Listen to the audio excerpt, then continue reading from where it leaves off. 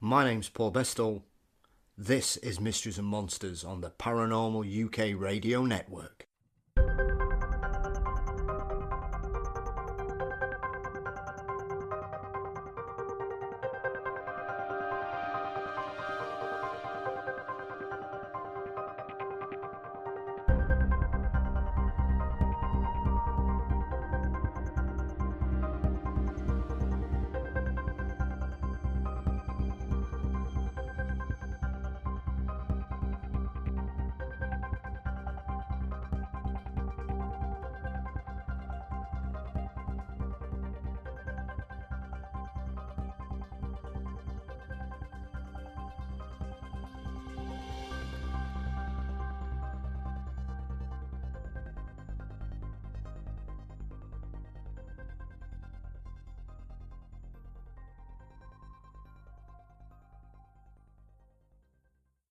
Welcome to Mysteries and Monsters. I hope you're all doing okay and ready for a new episode. This week, I have the pleasure of being joined by filmmaker Dan Wayne, whose film, Big Fur, features the story of Ken Walker's quest to enter a life-size reproduction of Patty, based on the 1967 Patterson Gimlin film, into the 2015 World Taxidermy Championships. Ken also joins us, which I was delighted with, as I've wanted to speak with Ken since I saw him interviewed on the marvellous Expedition Sasquatch II by Mountain Beast Mysteries.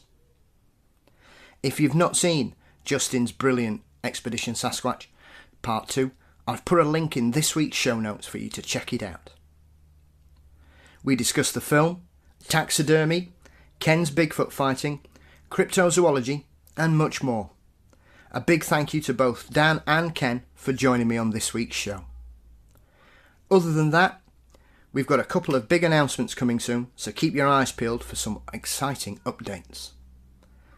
Thanks again for some more merchandise orders. The mugs and stickers are flying out of our Redbubble store, so make sure you can check it out when you can by going on Redbubble and looking for Mysteries and Monsters. As always, you can find us on Facebook, Instagram and Twitter, and don't forget to subscribe to our YouTube channel, which continues to grow. Once again, thank you for the lovely comments from Glenn, Emily, Steffi, Wynne, Carl, Lisa, Ian, Andy, Mel and Ricardo this week. It really is appreciated. Thanks for taking the time to drop me a line. And if you fancy dropping me a line yourself, you can just do so at mysteriesandmonsters@gmail.com if you want to come on the show. Got any feedback? Or you just want to say hello? Right. Take care, have yourselves a great week, and let's join Dan and Ken to talk about the brilliant documentary, Big Fur. This week, I am delighted to be joined by two guests. One is the producer and director of the fantastic documentary, Big Fur, Dan Wayne, and the other is the subject matter of this film, Ken Walker. Ken is a three-time World Taxidermy Champion, and Big Fur is the story of his recreation of the legendary Patty from the Bluff Creek film. Gentlemen, welcome to Mysteries and Monsters. Hey, I'm glad to be here. Yeah, thanks for having us, Paul. So, gentlemen, Big Fur, wonderful film, an extremely interesting subject matter because we're covering both the worlds of taxidermy, which I knew next to nothing before I ever discovered who Ken was. How on earth did this wonderful amalgamation of taxidermy and Bigfoot come to fruition? What was the germination process here, chaps? Well, I was looking for I've been looking. Well, let me start that over. I decided I wanted to make a movie about taxidermy, a documentary, because I was very interested in the subject, and I was. Wanted to show that it's really a legitimate form of art. And as I was learning about taxidermy, I became more interested in the characters that were practicing it. And Ken was one of those characters. And I was following along on an internet forum that they all hang out on. And I approached Ken about it. And he was pretty interested in being involved. And I had never really thought about Bigfoot twice before. I talked to Ken, but he was obviously, has an intense interest in the subject. And when he told me he was going to make a Bigfoot, I knew that I had found my movie. Yeah, I mean, it's one of those things. As I touched on there, I don't know much about taxidermy other than what I've seen in certain shops that are around where I live. Where I live, there's a big antique quarter, so there's a lot of stuffed heads of varying quality, shall I say. And the one thing that struck me, as I touched on, getting to hear about Ken and his reputation, was that I simply didn't appreciate the art of taxidermy, and I think that's a wonderful strand that runs through the film. Is not only that it's introducing us to the world of taxidermy, it is a real art form, because it's the dedication and time and care and love that people put into this subject is phenomenal. Yeah, and what interests me, I think, most about it is that kind of marriage of art and science. You can't do good taxidermy unless you understand anatomy, and there's certainly a scientific element, not only to the natural history and preserving these specimens, which of course some of them don't even exist on the planet anymore, but you have to have this kind of this marriage of art and science in order to produce a good product. And with good, there's a big difference between good taxidermy and bad taxidermy. Yeah, absolutely. I mean, Ken, it's very interesting because I know in the beginning of the film you talk about as a child you were basically making film. You sort of doing claymation, model making films. That's right. I was a huge Ray Harryhausen, fan, watching the Seventh Voyage of Sinbad and Valley of Gwangi and all that crazy stuff. And I was a weird kid, I mean, I just was intensely interested in things like that, and I had to apply myself. It was just, the stories still abound in the family about the weird stuff I used to do, but that's, and it kind of amalgamated with my love for the wilderness and wanting to preserve the things that are there. Yeah, I mean, it's very interesting because you obviously were a very creative person before the taxidermy bug bit you, because I think you say you stumbled across a book in the library and from that point on you were sort of, it looked like that's where your creative talent was drawn to. Yeah, it was an outlet for it because, back then there wasn't schools for special effects for movies, which is what I really wanted to do when I was that young. And then of course I didn't want to work bagging groceries and things like that, and had no interest in the technical aspects of my father's business. I just wanted to create, and I wanted to do different things, and I knew that if I could at least follow my passions, I could excel. Yeah, absolutely. I mean, there's some wonderful, when they're talking to your family, there's some wonderful anecdotes about the variety of things that people would find in the family freezers, and I did like the story you were saying about your mum taking an eagle out of the freezer because she thought it was a turkey for dinner. Yeah, that was a fun day. The story sounds a lot nicer than the actual event, but because she had 6 kids to feed, and when you defrost a stinky predator instead of a big fat turkey, it tends to spoil the mood when it comes time to make supper. Oh, very much so. I mean, it really made me chuckle as well a lot, the film. There's a lot of heartwarming stories, and there's clearly a lot of respect and love for you, Ken, in your family and your friends, primarily because, as you touch on, I can fully understand your self-description as a weird kid, because I was a weird kid as well. Yeah, that's the only way to be. I think it certainly makes childhood a lot more interesting. Yeah. So obviously, Dan, when you came across Ken's story, I mean, obviously Big Fur is essentially the story of Ken's quest to create Patty and display her, and obviously we go through all the expo and the conference itself, and the fact that, I mean, I found that very interesting as well, Ken, when you take Patty, that you have to go into a special category that's only just been designated, because obviously scientifically Bigfoot doesn't exist. Well, yes, and there's actually more to that story. I had really not planned to put her in recreations like it says in the film, because I knew that it would cause too much controversy. And we had to create a little drama there. Yeah, well, it did. Well, the thing is, word actually got out that I was bringing this thing, and 2 of the competitors in that category actually lodged formal complaints. and I knew that would happen, and so I really hadn't planned to put her into that category, because I'm not at these shows to cause any kind of controversy, because Larry's a good friend of mine who runs a show, and I don't want to cause him any trouble. But at the same time, we were doing the movie, and I knew that it would be awesome for the show. It would be the talk of the show. And I think it had made the newspapers. And of course, when people came to pay their $10 to come in and see the display, people were lined up around the block, which doesn't usually happen because everybody wanted to see this Sasquatch. Well, needless to say, at the wind down party, all my drinks were covered by Larry, so we were good. I mean, Dan, obviously, as you touch on, you were looking to make a film about taxidermy. What, with the greatest respect, as I've spoken to Ken offline, and obviously I'm all in on this subject, so my eyebrows would not be raised. But I would imagine for a gentleman like you, did it make you take a step back and think, is this the right direction for what I want to do here, or did you just think, this is amazing, I've got to catalogue this? Yeah, I've always been fascinated by taxidermy, and it.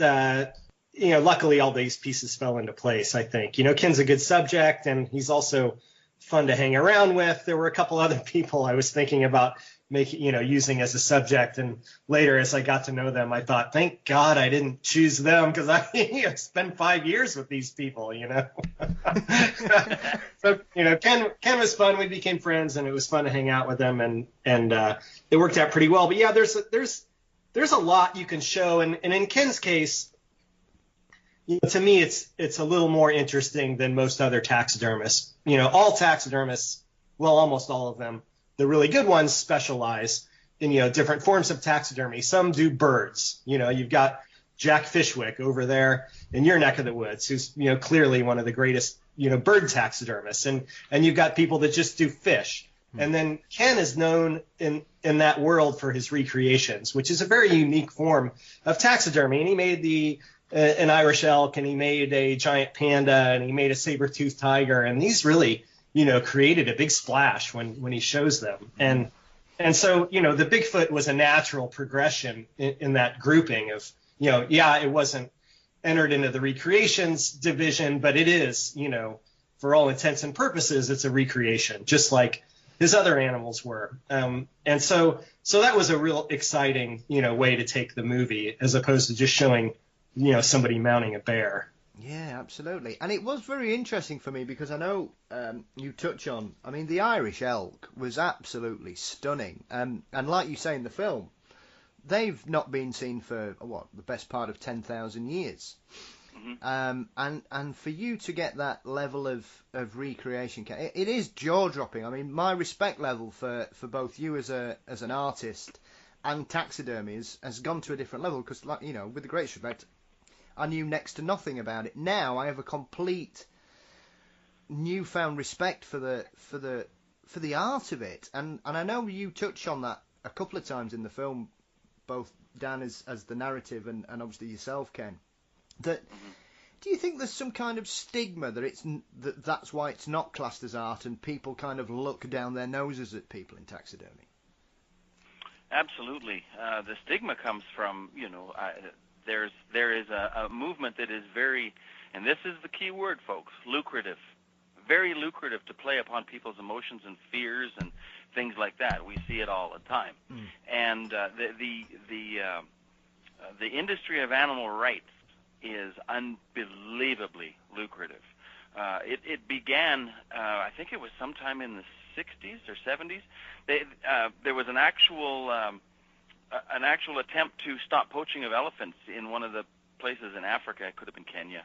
And so they started a fund, and they expected to raise $800,000, and they ended up raising over $8 million. And that turned a lot of heads. Yeah. And so what ended up happening was everybody wanted to get in there. Like, all we have to do is just convince everybody this animal is in trouble. This animal's in trouble. And we can make a whole bunch of money. And, of course, they don't have to give it to wildlife management, because they can step back and say, oh, no, if you approve of hunting, we can't, in good faith, give you this money. So we'll just put it right here in our pockets. And this is how that whole movement was born. And of course, when something is that lucrative, it ends up turning into a war. Yeah. And so that, taxidermists were automatically kicked into that part of the the whole thing, and regardless of whether they were artists who hunted or not. A lot of taxidermists I know that don't hunt.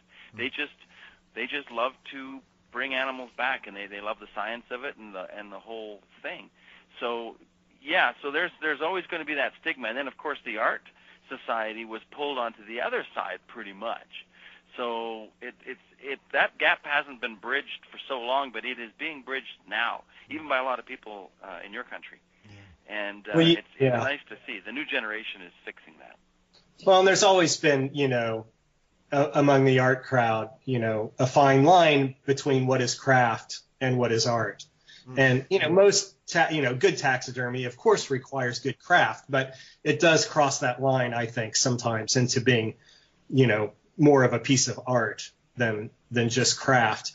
And another thing that I ran into, early on in making the movie was that almost every taxidermist that was, my age or older mentioned Norman Bates as a stereotype that they always try to overcome. And, it's not so much with a younger generation who's not familiar with the movie Psycho, but Norman Bates was a taxidermist and just about the creepiest guy on film at the time, and probably since. And that stigma really hung over. I heard it over and over again. So I used that. I put that in the movie, and I also used a lot of references to Psycho in the movie. They're kind of sprinkled throughout there, and I think that that it's something that they really try to overcome, and it's tough. That we all, I think, have this stereotype of a taxidermist as a hillbilly, working out of his garage on deer hunts, Yeah.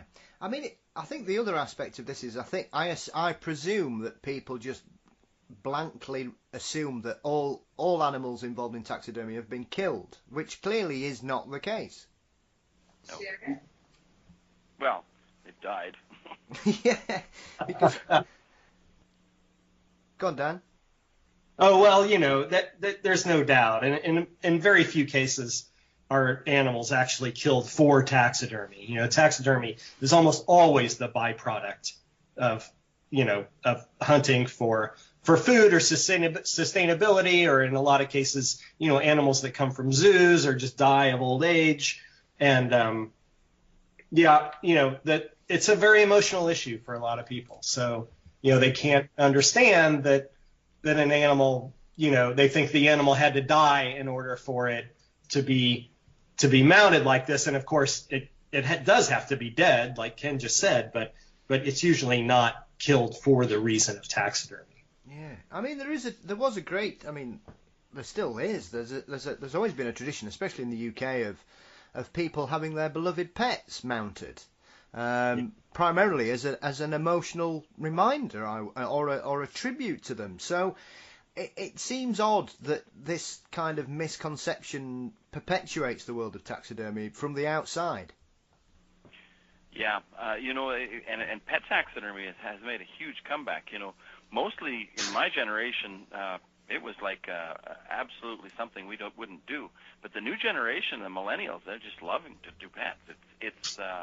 It's actually it caught me off guard, So yeah, it is quite interesting to see that come back, and also too, the Victorian era of taxidermy, when they used to do things, where they would dress up mice and have them at banquets and things like that.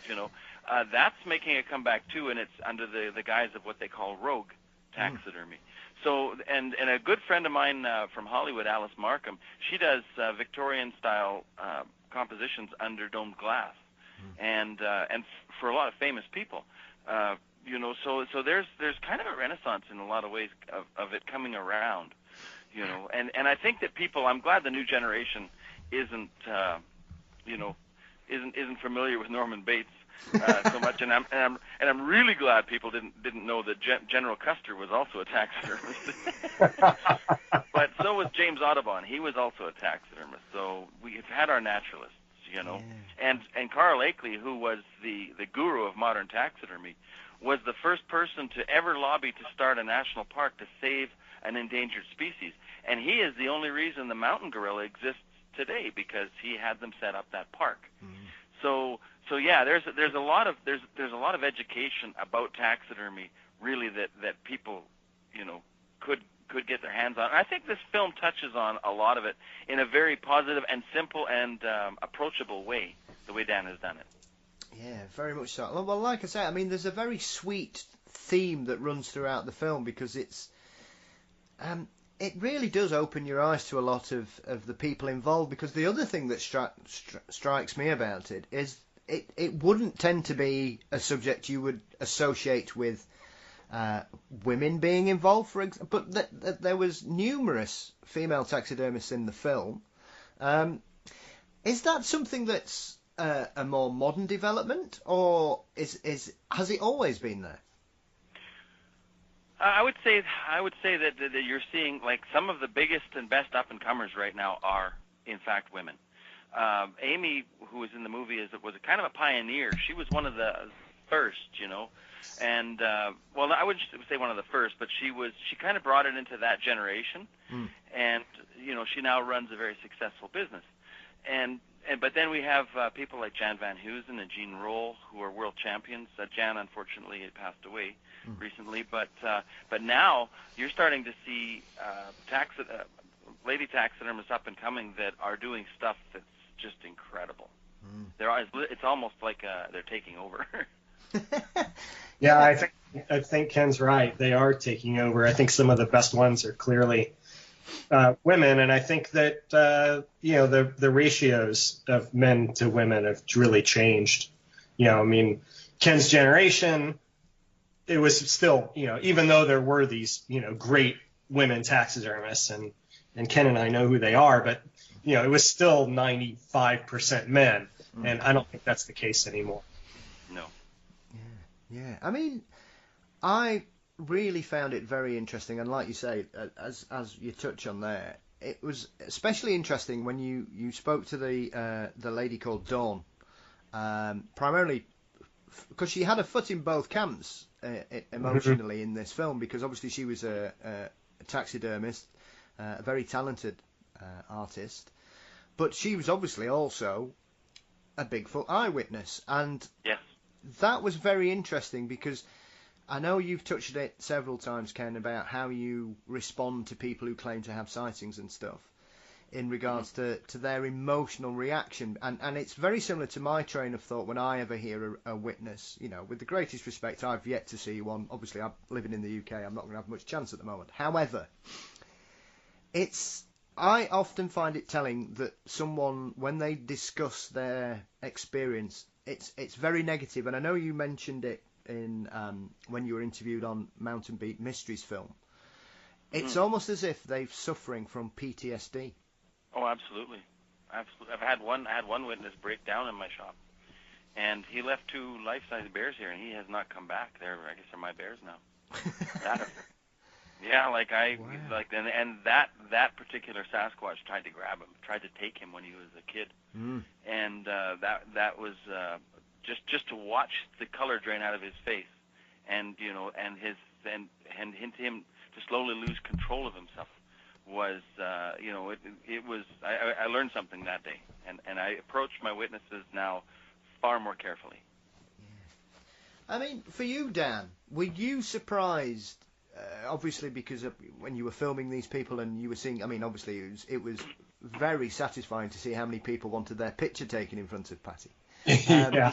Were you surprised when you did meet these people who had this emotional response? Because even if they don't, Bigfoot has become a pop culture phenomenon, regardless, over the last 40 years. He's everywhere, you know, he's all over the world these days, and a lot of people seem to have taken him to heart as, and I'm not using this term dismissively, as I've touched on in regards to the subject. It's almost as if he's become enshrined into modern American folklore now, fully. Yeah, there's no doubt about that. But it is interesting, I think, when you know, I've had Patty with me at some events that Ken hasn't been at, and just like, you know, Ken says, you know, if you're a receptive person, I've had people come up and want to tell me their stories, and I try to tell them I'm not the Bigfoot expert here. I just made the movie about it, But it does. People do want to get it off their chest, I think, and Ken's certainly a recipient of that. I've seen it happen at taxidermy shows where people will come up to him and kind of take him off to the side, and they want to tell him all about their experience. And it's surprising how many people have had some kind of run-in with, something that they're not sure that it was a Bigfoot, but they know it was not a bear, Yeah.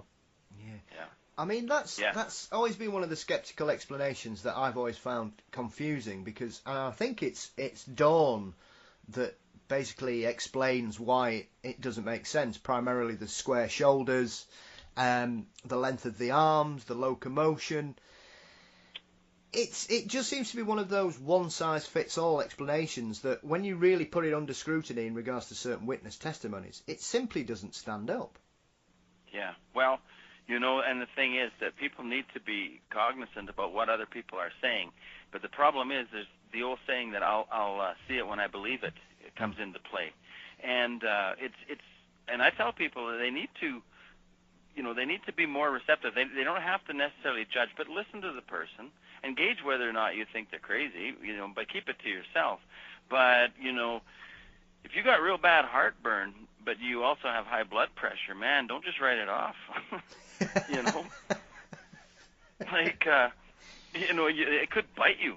And the thing is, and this is what I did, is I decided to step back and take everything, at face value, not try to judge anybody, and then basically amalgamate it with all the other things that I have been told and that I've learned and that I've read, and see if I can find common threads and try to build a picture from the pieces. And I'll tell you, in the hunting community, there are a lot of people who have seen a Sasquatch that will not tell anybody about it. Yeah. I mean, were you surprised, Dan? Like you've touched on there that people have come forward to you. Were you surprised in some of the stories you heard as someone, with the greatest respect, who probably didn't expect that kind of response to what you were doing? Yeah, I was real surprised, and I still am. Like I said, I had never really thought about Sasquatch before, and Ken gave me quite an introduction, and then of course I did my own research, and then he took me to the area, not far from where he lives, at least not far by Canadian standards. And man, it is just a huge, vast wilderness with not much access, and realistically, it's not hard to imagine that something could exist out there, especially if they were smart and had a nice coat of fur, because it does get cold. But I mean, humans are living up there too, so it's not really beyond the realm of possibility for me anymore. Yeah, I mean, has it opened your eyes and made you more open-minded then, Dan? Would you say? Yeah, certainly it has. And I've before I met Ken and still I spend a lot of time outdoors, and I know that we don't know what happens in the wilderness. I mean, there's just a ton of things we don't know, and some of my research during the movie I found really relevant. I communicated with this guy that was doing his thesis on wolverines and had been studying them for 3 years and had never seen one in the wild. He had caught some on game cams, but he's been studying these wolverines and never was able to see one. So yeah, they're a little smaller, but they certainly aren't any less ferocious, and they're not any less elusive either. Yeah, I mean the wolves. Oh, sorry, go on, Ken. Oh no, I was just gonna say, and if you're out there, you'll see their tracks everywhere, so they're there. Yeah. Yeah, they are one of those animals, especially in the Americas, where a lot of people just don't seem to know that such a creature's out there. They are renowned for being ferocious, aggressive predators who can stand their ground, can't they? Yeah, yeah. Well, they're a weasel. They're a weasel. That's why. Yeah. I mean, you touched on that as well, Ken, when you're on about the adaptations and you're looking at the possibilities of Sasquatch and Bigfoot.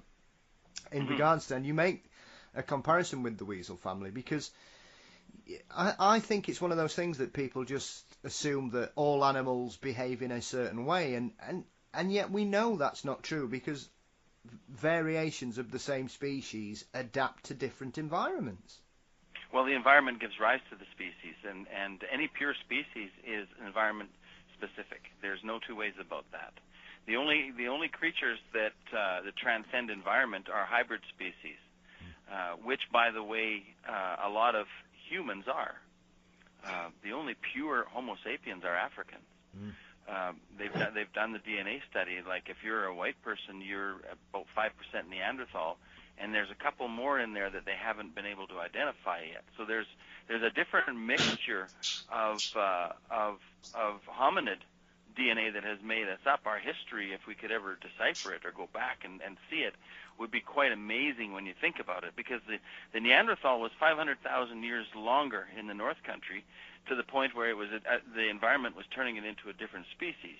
Now, when Homo sapien crossed with the Neanderthal, they say that the male children were sterile, but the females were not. And so this gave rise to what we are. And the Neanderthals were also had evolved into planners because of the hostile environment. So they had a bigger brain as a result of being meat eaters. So what ended up happening was you had the invaders who were more aggressive, and then you had the peaceful planners. And then you ended up with these aggressive planners that we are today. Yes, very true. And I think also we've learned so much about genetics and evolution over the last 30 years. Yeah. The general consensus, I would suggest 30 years ago, Ken, was that Neanderthals died out because they were stupid. Now we know that they didn't die out. We basically merged species through, procreation. Yeah, well, the Homo sapien and Neanderthal gave rise to something that didn't feel like tolerating either one of them.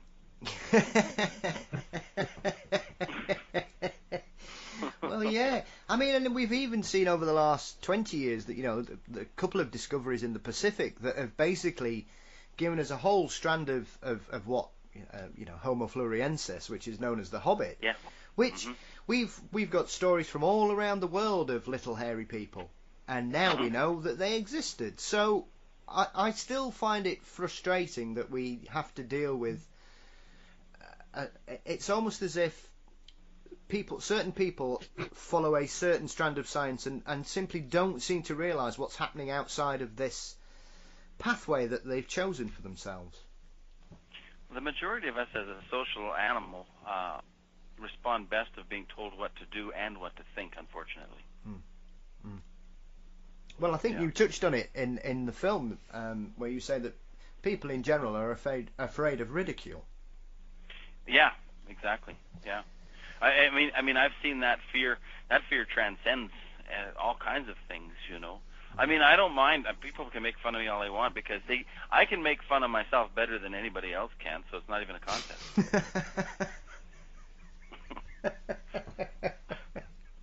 Fair enough. I mean, for you, Dan, did you expect to learn as much about cryptozoology as going into a film primarily going to be about taxidermy? No, of course not. There's still quite a bit to learn, because there's so much that we don't know, But it is a fascinating subject, and along with that, you learned a lot about human nature, because one thing about Bigfoot is that there are these different camps, and Ken and I have talked about this. There are people that just are convinced that there's no way that Bigfoot could exist. And some of these are smart people. And then there's people that know they exist because they've seen one. And then there's a lot of people that think, well, it's hard to believe, but it's certainly possible, and it sure would be cool if we found one, Yeah. It is definitely an enigma. I have unanswered questions too on the whole mystery. Yeah, I mean, it's challenging as well, Ken, because obviously, as you mentioned in the film, you were a quite young man when you had your experience, which it's interesting because when you're explaining it, I found it quite telling that your brain automatically assumed it would have to be a man, even though you were in the middle of nowhere. Yep. It had to be a man. And why was he so afraid? And why would he even break cover? And it wasn't a big one. I think that there was a bigger one that crossed before. I think that it actually panicked and ran across the road. If I was to reason it out, and the way that thing ran was incredible. If you've ever seen the Memorial Day footage of the one running across that hillside, that's exactly what I saw. Exactly. Yeah. And it just didn't make sense that it was a man. Like it never sat well with me, and it, it was so fast, and plus it went up a steep hill without slowing down, and nobody can do that, not even bears. So it was, there was just a whole bunch of things that I witnessed that just weren't quite right. But I was not going to, and the person with me asked if it was a Sasquatch, and I said they didn't exist. And I found out later that the reason the person beside me was willing to say that's what it was is because his grandfather had a farm down in the foothills and used to see them. Yeah. And I never ever knew that about this particular person, and they never told me because I probably would have made fun of them, Yeah. So yeah, it's a very interesting. It's very interesting the way that the mind reacts when it's taught to react a certain way and not another way. But it's true, I think, regardless of which side of the argument, there will always be people that end up, it becomes dogmatic rather than belief-driven in the end. It is the be-all and end-all, Ken. Yeah. So, for you personally, you must have had some kind of internal struggle, because, as you quite rightly point out there, you were very sceptical as a young adult in regards to this subject. So, how long were you kind of decompartmentalizing this sighting until you suddenly thought, well, it can't possibly be what I thought it was. It has to be a Bigfoot. Well, I just filed it under, one of my hunting memories. I just filed it under that, and it wasn't until years later when I had two people that I know very, very well tell me. Each one told me a Sasquatch story, and one was a bear hunter that I'm actually doing a bear from. He's very, very old now, and he's still alive.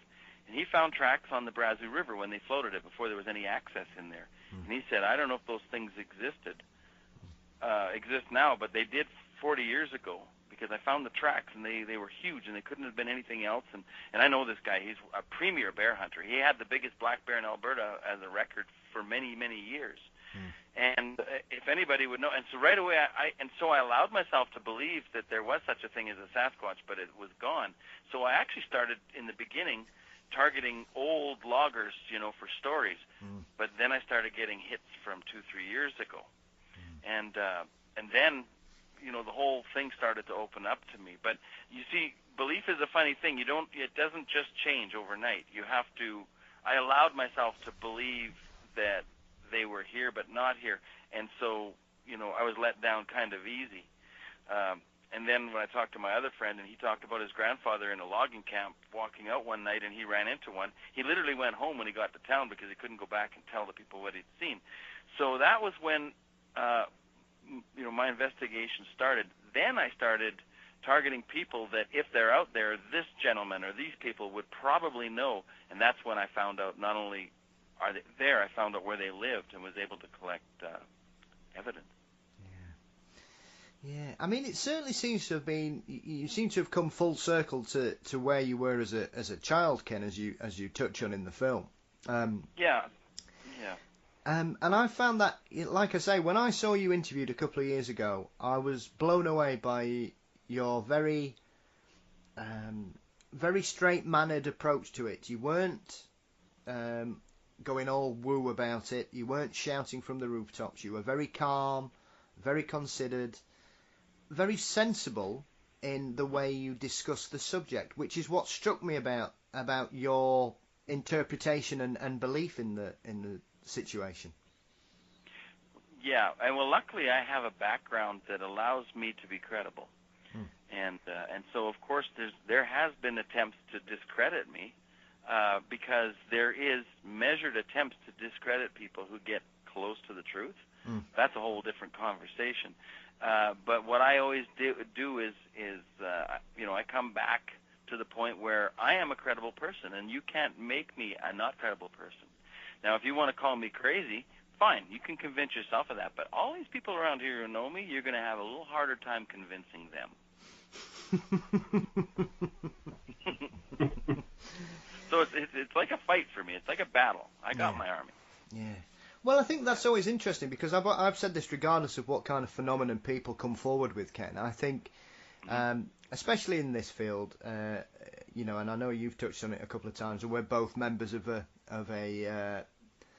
very balanced Facebook Bigfoot group, shall we say? Well, I'm in a few of them, but I don't know how balanced they all are. But there's some very different people in this realm. There's no two ways about it. Absolutely. I mean, did that surprise you, Dan? Because I'm sure, you know, Ken can vouch for this. You know, there are so many people who have, you know, there are probably 4 or 5 camps of theories in regards to this subject matter. Was that something you were aware of before meeting Ken and getting involved in this, or did you think that everybody just thought it was a big hairy guy in the woods?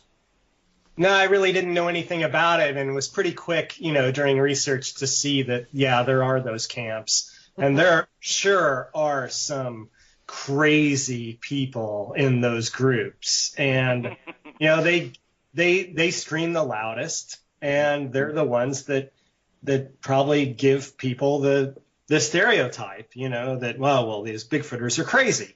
And then, you know, then you can meet other people like, you know, Bob Pyle, who's in the movie, that, you know, he's about as far from crazy as anybody I've ever met. And so, yeah, there's quite a range of people. I was following one of those really crazy people who got cut from the movie, but went to a thing called the Sasquatch Summit that is held every year in Washington State, and it's one of the bigger ones. Of course, there's a lot of those now, but I think it was one of the first ones. But, you know, the thing I learned is that a lot of the people there have had a sighting. They couldn't make any sense of it.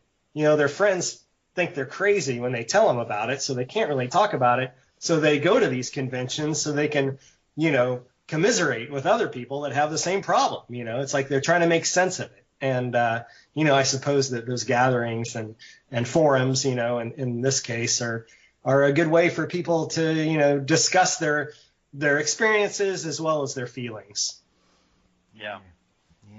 Yeah. And the other thing, too, I tell anybody, I try to distance myself from what they call the Bigfoot community in a lot of ways because, and it's any good investigator or reporter, like not so much the news reporters nowadays, but if you smell an agenda, run. Don't walk away, run away. As soon as you smell an agenda, get out of there. Yeah, you know, you're in territory that's only going to harm you. You know, this is a problem, and there's a lot of these people that take themselves like more than seriously. They actually think they have influence, and they want this to be true so that their agenda can come to the forefront, and that's really damaging. That's always damaging in any realm. Yeah, and it is something I've noticed for quite a long time. Even before I took the plunge to start doing this show, I'd been fully aware of everything that had been going on over the last 10 years in regards to these camps developing. And I think my favourite far-out theory, not that I support it, is that Bigfoot is actually a slave being used to mine areas of North America for their alien masters. I like that one. Maybe that's my next movie. I don't know if that's true because they'd all end up on the island of Themyscira with Wonder Woman. I think you're gonna be a slave, anyways. I know there's all kinds of people that have some very interesting theories. Now, listen, I'm going to tell you, I do not discount anything that somebody tells me. If I hear it firsthand, or even if I experience it, and it's in the realm of this is kind of weird, okay, then I will pursue it, Now, I know a woman who saw a Sasquatch very close. They almost hit it with their car. They went back and set up cameras, and there's tracks all over the ground where they were. She showed me a picture. She said the cam tracker kept going off, and she showed me a photograph and I could make out a ghostly outline of what could only be a Sasquatch. Like, you know. So you hear about people talking about cloaking Sasquatches. Well, I personally had a picture shown to me that could be interpreted that way. Now, it made me think, but I don't want to go there yet. I just don't want to go there. I need to see more, and I just don't want to go there. And then that thought of that, nothing about this whole thing really scares me, but that does, you know. Yeah. So I've seen some weird stuff, but I only, you know, everybody says, well, every time you see Bigfoot, you see UFOs. I have never had a hunter tell me they saw a UFO and then a Bigfoot, ever. Yeah. So it's not even on my radar, you know. So there's a lot of strange theories, but I have seen people's memories erased, which is kind of shocking. And then I talked to Adrian Erickson, who told me that he actually talked to a guy that encountered them, and it said that they appeared to be appearing and then disappearing. And he said, but he was disoriented, and he said he realized afterwards that he was having snippets of his memory erased, and that's why they were appearing to do that. Now, I was able to cross-reference a couple of different things right there. So, you know, I have an electromagnetic theory. I don't believe the infrasound, because every animal has the capacity to interpret electromagnetic energy. Dogs do it. That's how wolf packs communicate. That's why they're our pets. That's why they are, you know, they have empathy towards our feelings.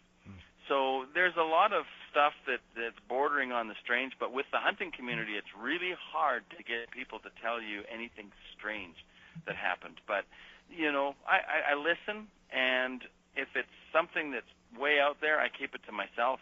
But if something comes along from somebody else to corroborate it, then I'll look at it a little more carefully. But I just don't want to, you know, make up a theory of alien slaves, you know, just because one day, I don't know, I ate a mushroom.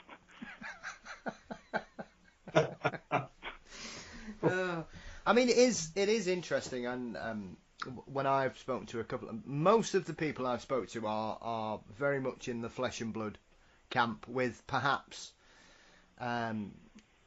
allowing the creature some kind of, as you touch on there, Ken, electromagnetic, and as you also mentioned there, the infrasound connection, which has been made quite a lot, especially in recent years. And I think it's one of those things that somebody discovers something and then just applies it, and everybody else runs with it.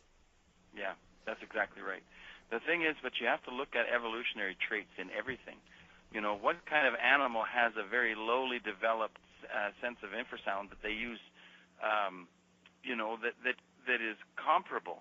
Because everything in evolutionary chain has to start here and then develop to this. So, you know, infrasound tends to be more amongst animals like underwater, and where the sound carries better, where there isn't pollution of the sound. There's just not a lot of it in hominids and primates, you know, as far as something we already know. But the electromagnetic energy, and I use those hex suits for hunting, and that's when I first discovered this, is that if you know you have a Faraday cage in your clothes, I've had animals walk up to me and they look right at me, and they do not know what I am because they can't sense me. Even my dog barks at me when I put that darn thing on.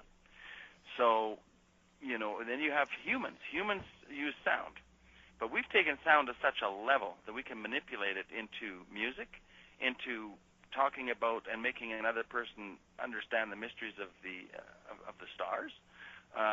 You know, poetry. You know, things that make you angry. Like we have a dog which yipes, barks, and growls. Couldn't even begin to comprehend what we can do with sound. Now, what happens if this rudimentary electromagnetic energy that we all kind of chip into, what if there's something that evolved it into the same realm, like to the point where we almost can't even comprehend what they can do with it? You know, you have an eel that weighs not even a pound that can create enough electrical energy to kill a man on a horse and the horse. Yeah. You know, the electric eel. Well, imagine if an electric eel weighed 1,500 pounds. Yeah. You know, so it's not out there. It's in the realm of possibility. So I think about things like this. And, you know, and I can, if I start believing myself, well, then I'm going to end up coming up with some, you know, crazy-ass theories too, but I don't want to do that, you know. I try to think about these things, and then basically if I'm interviewed or if I'm talking to somebody, I try to be as sensible as possible. You know, but there's a lot of things to consider, a lot of things. Yeah, I've always found it remarkable that, as we touched on there with electric eels, there are so many strange adaptations in the animal kingdom from land to air to creatures in the sea and the rivers. That I often find it incredible that people go, oh well, these creatures can't possibly do this, and you're thinking, well, if different species can do different things, like you touched on the weasel family, a pine marten and an otter are essentially the same. They are, they come under the same umbrella, but they are completely different. And if you merge the two, you would probably have, a phenomenal killing machine, really, because it could do land, water, and also climb trees for prey as well. That's right. If a squirrel decides it's going to jump in the water to escape, I got this, Yeah, that's exactly right. That's exactly right. Yeah. Yeah. And we see it all over. There are species of wolves that have developed special white blood cells to acclimatise in certain areas of the world, and bears do it. And we see the way that elephants use sound and whales use sound, and as you touched on, electric eels, and I mean even chameleons, which are incredible creatures. If you've ever had the opportunity to be close to one and just watch one for an hour, the range of colours and things, it's mesmerising.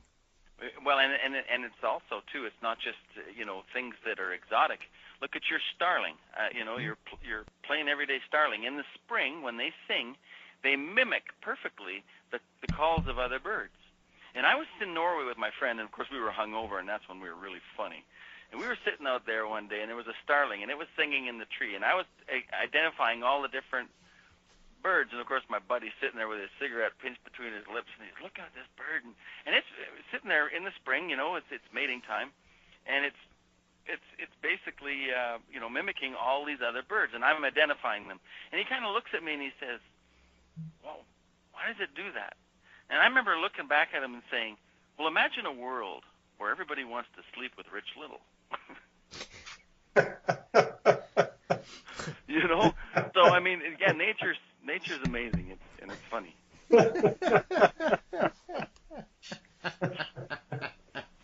Yeah, but it's true though, isn't it? Mimicry is often, even staying in the bird kingdom, the prime example of it is a creature like the cuckoo, which is essentially a parasitic bird because it just drops its eggs in somewhere else, lets somebody else look after them happily away, and that's a very, very unusual relationship for any creature to pursue. Yeah, it is. That is a very interesting one, but it is hard to imagine how a bird could be so stupid it doesn't recognize it. But whatever. Yeah. I mean, I've seen footage sometimes, kind of birds feeding cuckoos, and the chick's about 3 times the size of the parent, and you're thinking, at what point do you not think you've given birth to this? Yeah, well, it's just like a female starling thinking that an impressionist is the shiznit. For a couple fermented berries, and even a starling might look good. Or mushrooms, yeah, ground-feeding birds, mouth breathers. Yeah, no. There's. I mean, you could go on and on. There's look at the birds of paradise and the stuff that they've evolved to do. Yeah. It's you could even make it up. It's so amazing. So of course, when I'm dealing with this cryptozoology subject, things have to make sense to me. So I try to think of the vast realm of strange things that are already out there and try to fit things in that make sense, and then theorize on it. Because until somebody sits down with a Sasquatch and gets them, to answer questions, you really not or cooperate. You're not going to know anything really. Yeah. So it is a very interesting. And we talked about the recreations I've done too. I should probably tell you, I learned so much from these animals, like with Megaloceros, which is the Irish elk. Yeah. When I built that form, I actually made templates at the Smithsonian Institute from the skeleton, and then I basically fleshed it out and carved it. And I wanted to know how in the world this animal could even function with those antlers. And so I learned so many very, very amazing things about the animal. Is perfectly balanced. You know, if you take a white-tailed deer and then you put its head at the relaxed angle, the antlers have no stress on them because they balance perfectly. You can just set them right onto the form. The only way you can do that with an Irish elk is if it's feeding. Yeah. The only time there's no stress on that thing's neck is when its head is down in the grass, which it would have to be in order to grow those antlers, because they have to grow a new set every year. So it became obvious that when the thing needed a rest, it had to eat. I found that to be extremely fascinating.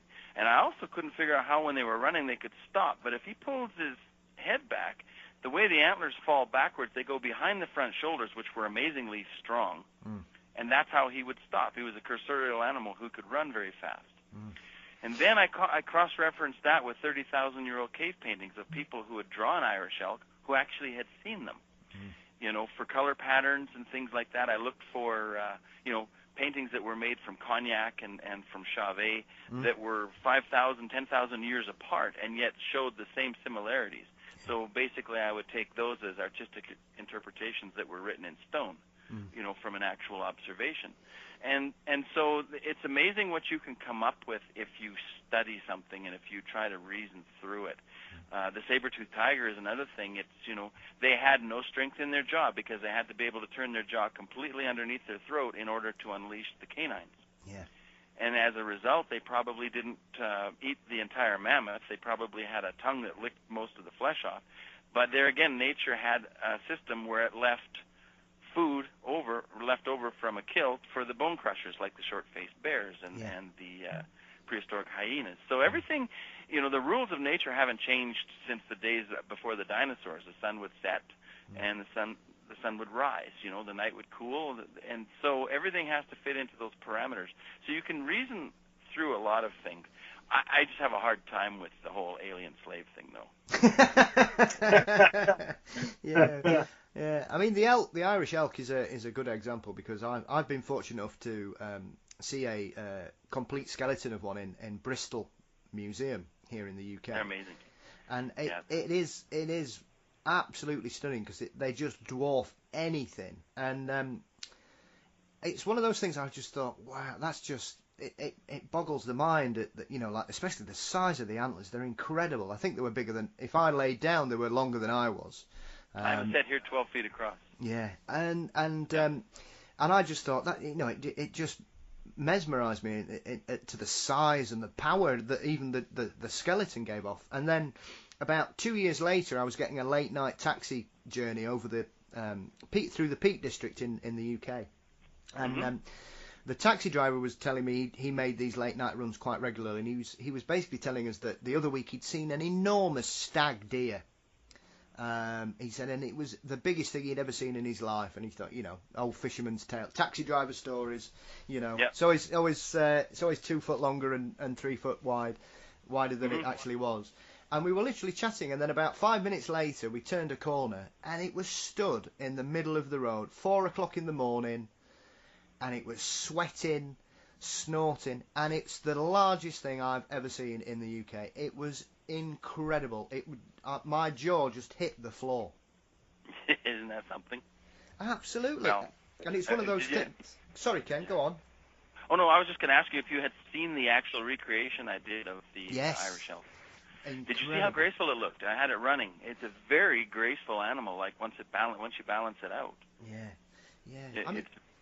It's not something that just had airplane wings sticking out of its head. It was very unbelievably well designed. Yeah, absolutely. I mean, it is jaw-dropping when you see such recreations. I mean, like I said to you at the beginning, I mean, the care and art.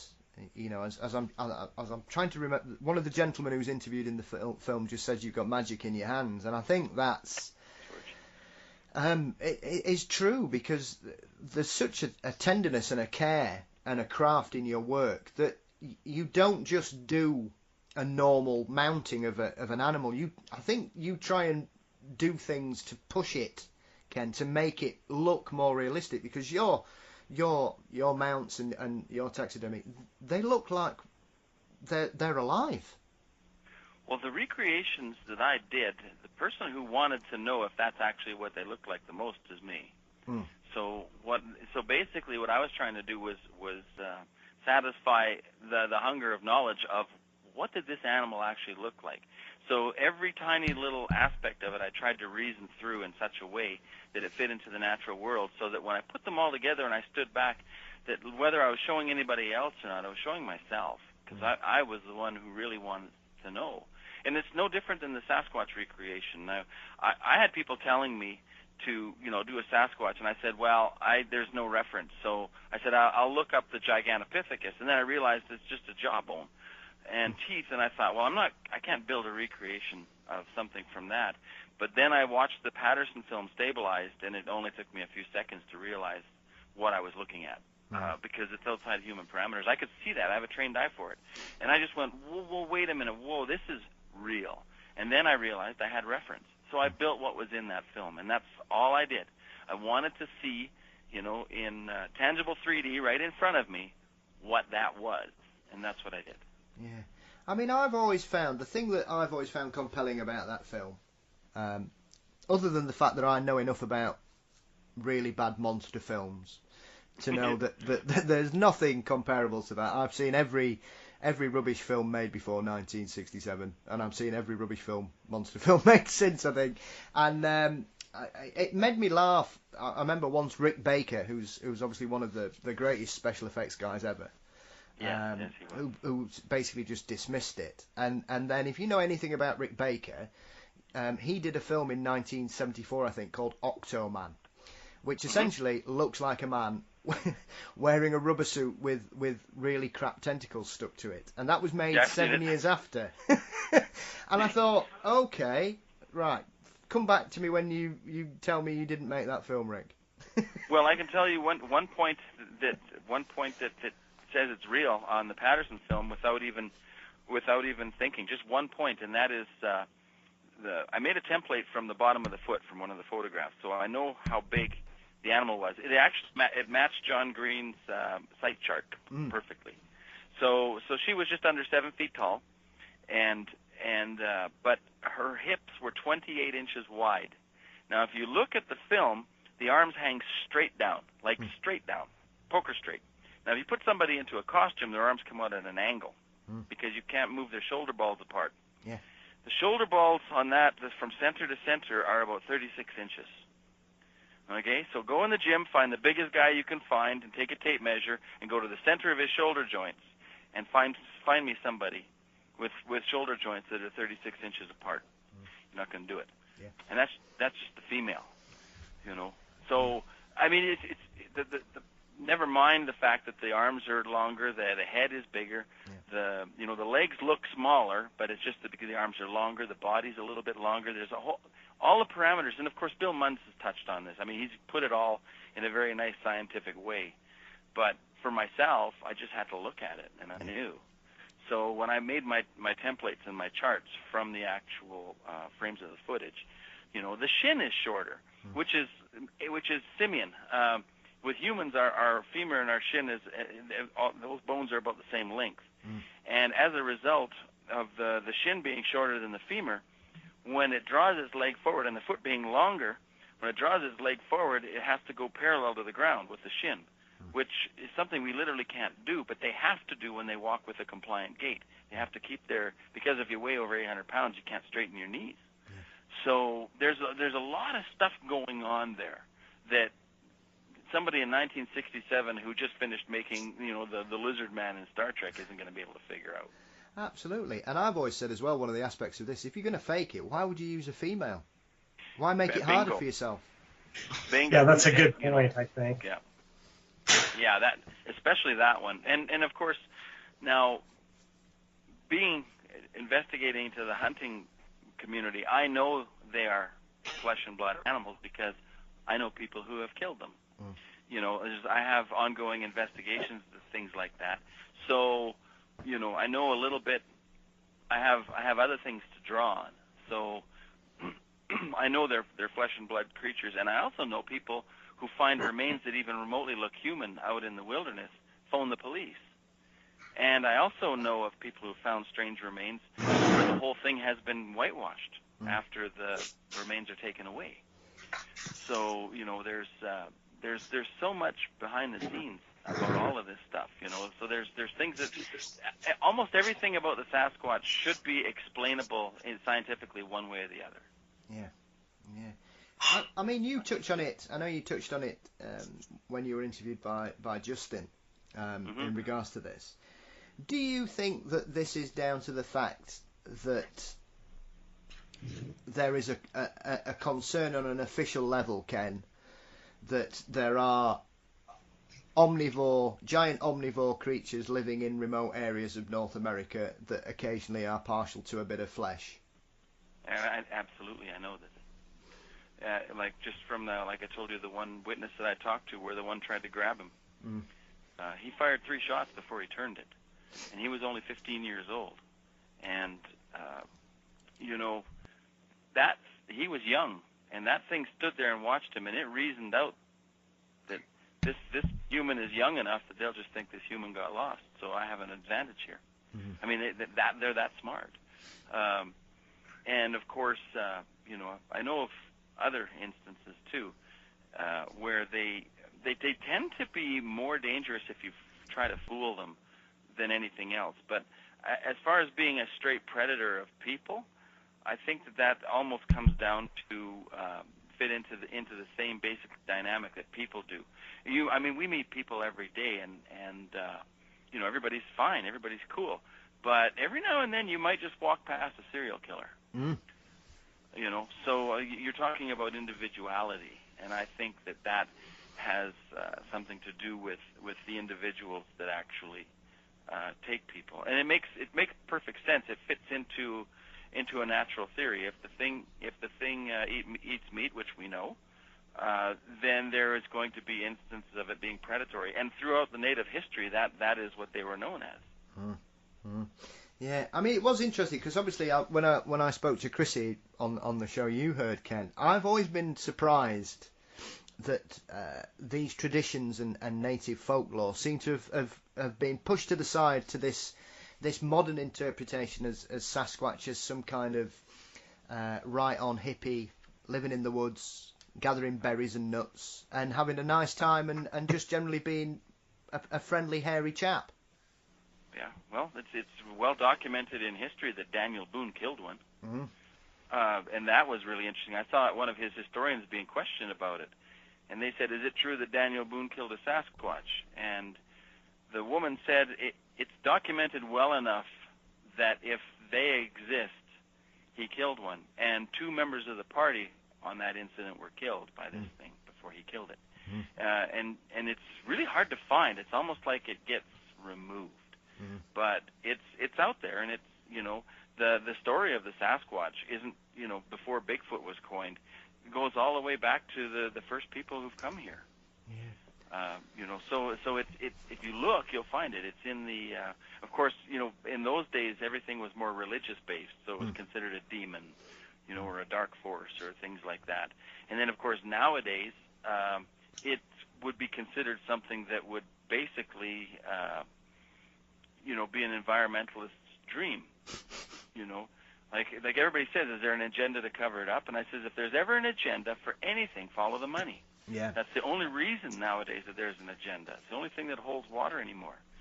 And yeah, there's an agenda where $1 billion in outdoor wilderness revenue would be called into question, because of rules that are already in place. So there is that.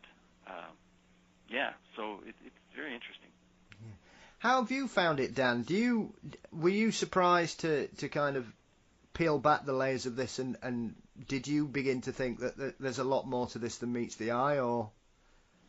Well, yeah, certainly. I think it still just goes back to we don't really know, what happens in the deep dark wilderness, and the cultural appropriation of Sasquatch as a berry-eating hippie is, it's funny to me, but it is more of a pop culture thing, I think. I mean, sure, Sasquatch I don't want to run into one. Let's put it that way. Yeah, I mean, it is interesting as well, because when you speak to certain people, like Ken's just touched on there, they assume that Bigfoot started in 1958. And yet, if you even want to follow historical stories or anything, there are hundreds of stories in old Canadian and American newspapers from the 19th and early 20th century where there are numerous stories of people running into wild men. Yep. Yeah. Which I found, I'm not sure how you feel about this, Ken. Do you think that that's just people not knowing enough about the subject, or that they want to try and make out that it's a modern hoax? Well, when you call something a Bigfoot or a Sasquatch or a wild man, but you give the same description, it doesn't really matter what you call it. Red eyes, 10 feet tall, and with an evil smell. I mean, it's all of the parameters are there from the 1700s all the way up till now. And so yeah, whether you call it, it doesn't matter what you call it, potato, it's likely the same thing. Absolutely.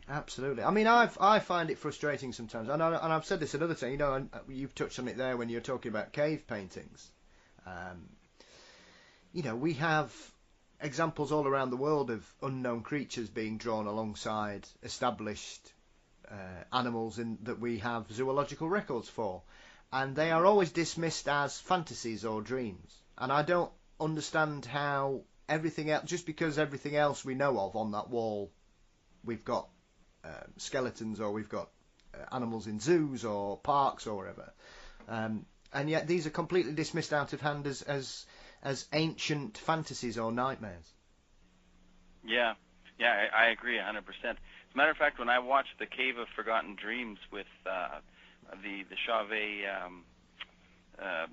Chauvet documentary from France, there was a kind of an unrecognizable painting on the wall that to me I thought was a Sasquatch.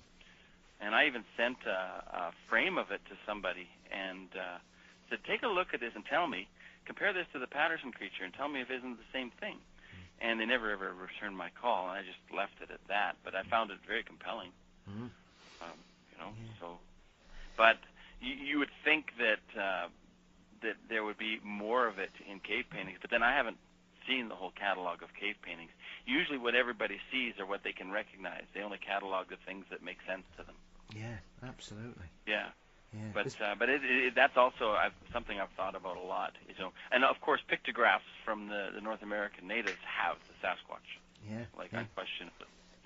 Yeah. Well, the Aborigines do in their cave art as well. They have the Yowie alongside of people. Yeah. Sorry, go on, Ken. No, I said I've spoken to people in Australia that have seen them in the hunting community, in the taxidermy community.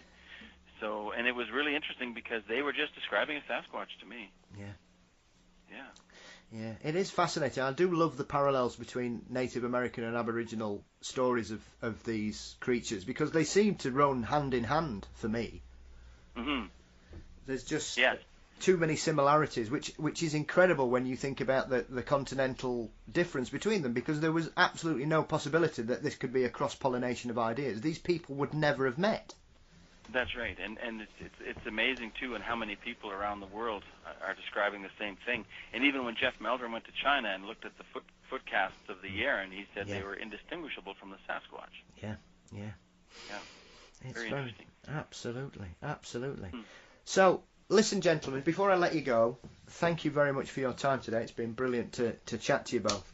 So, Dan, did you, when you finished Big Fur and created this wonderful, sweet film that takes you to places that you don't expect, is it something that you look back on that journey as with deep satisfaction in regards to where you thought the film would start and how it ended?